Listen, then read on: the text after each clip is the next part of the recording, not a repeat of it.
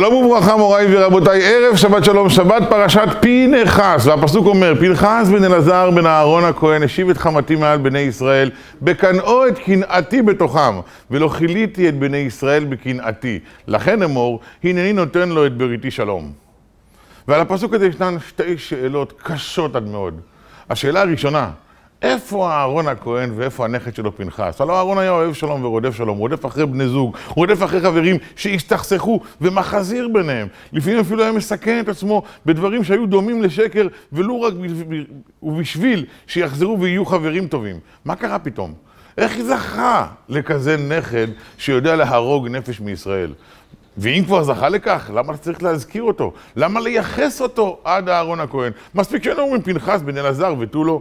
והשאלה השנייה, אתה הקדוש ברוך הוא, שתמיד משיב מידה כנגד מידה, למה מעניק לאדם שרצח יהודי מישראל, במקום מתנה שקשורה איפשהו לרצח, להיות שוחט טוב או משהו בסגנון, את בריתי שלום? הרי שלום לכאורה זהו ההפך הגמור ממה שפנחס עשה. משתי השאלות האלה אנחנו לומדים שהמעשה שעשה פנחס לא היה ברוגז, לא היה שחיתות, לא היה רצח, אלא היה שלום. אם מישהו פוגע באבא שלך, אם מישהו מחריב את שמו של אבא שלך, הדבר הראשון שאתה עושה בכדי להציל את האבא הוא להחריט את אותו אחד שמנסה להחריט. מה קורה כאשר מישהו מנסה להחריט את רצונו של אבינו שבשמיים?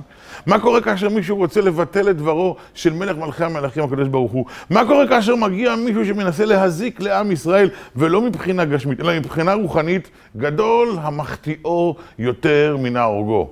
דווקא פנחס כנכדו של אהרון, שידע תמיד להרבות שלום בעולם, שידע תמיד לצאת מהבית גם בחורף, גם בגשם, גם בשלג, בכדי להציל עוד זוג שלא יתגרשו חלילה, ידע לצאת ולעשות את הדבר הכי לא נעים שבעולם. לקחת נפש מישראל ולשלוח אותה מיד לישיבה של מעלה, ובלבד שכאן יישאר קידוש השם.